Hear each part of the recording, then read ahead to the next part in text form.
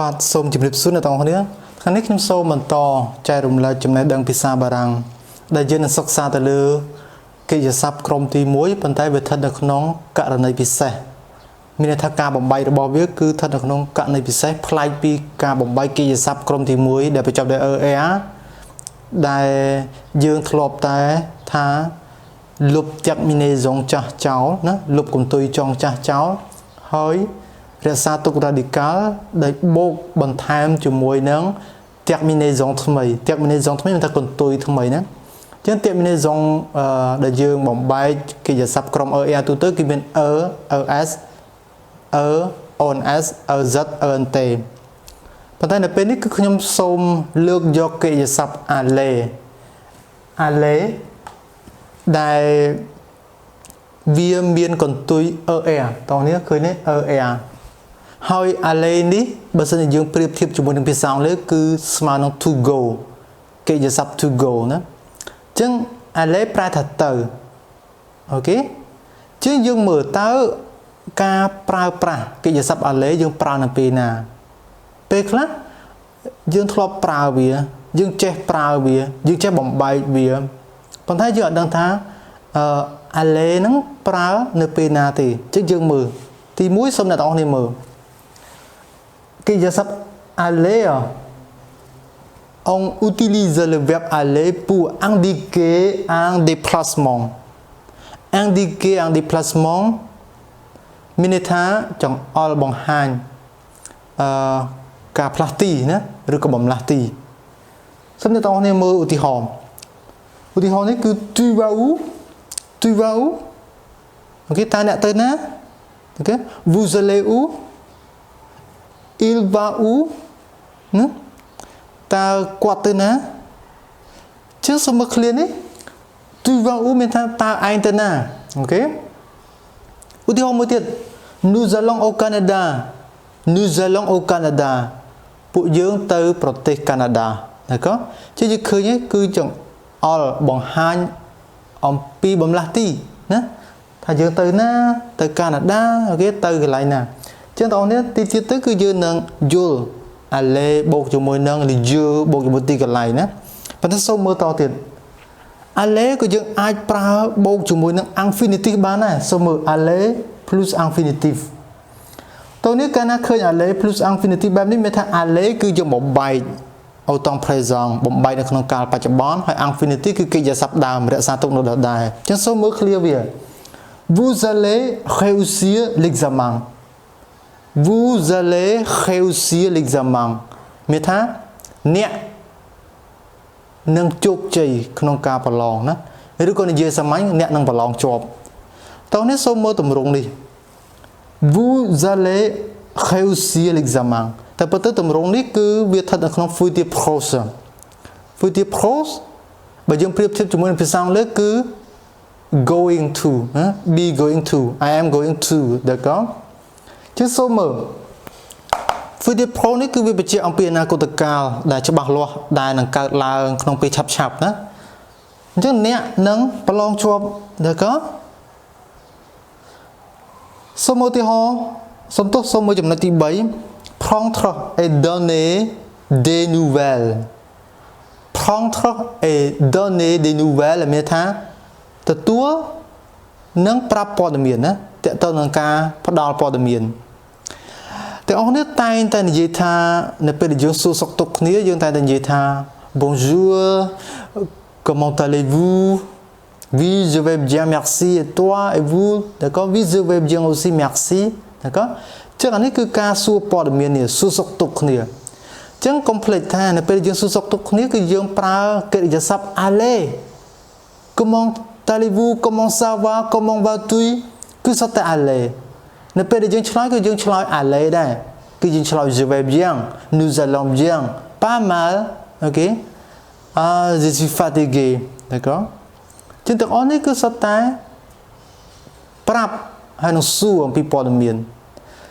នេះហើយបានជាយើងនិយាយថានៅពេលគេសួរ comment ça va ឬក៏ comment allez-vous យើងអាចឆ្លើយថា je suis bien បានទេ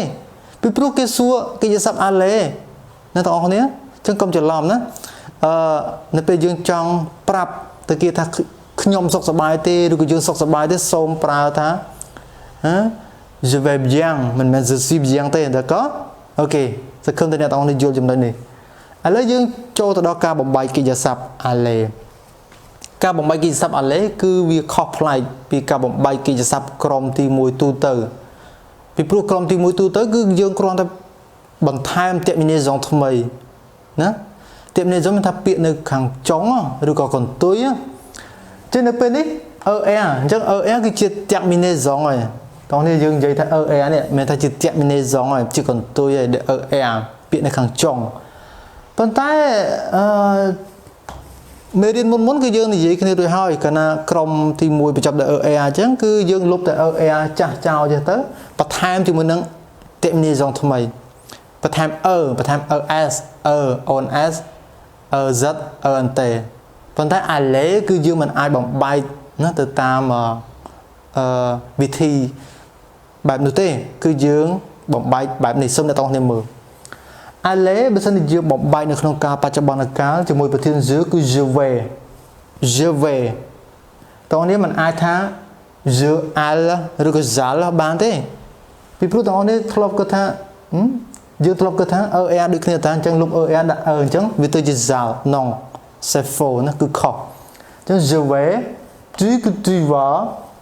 il va elle va on va d'accord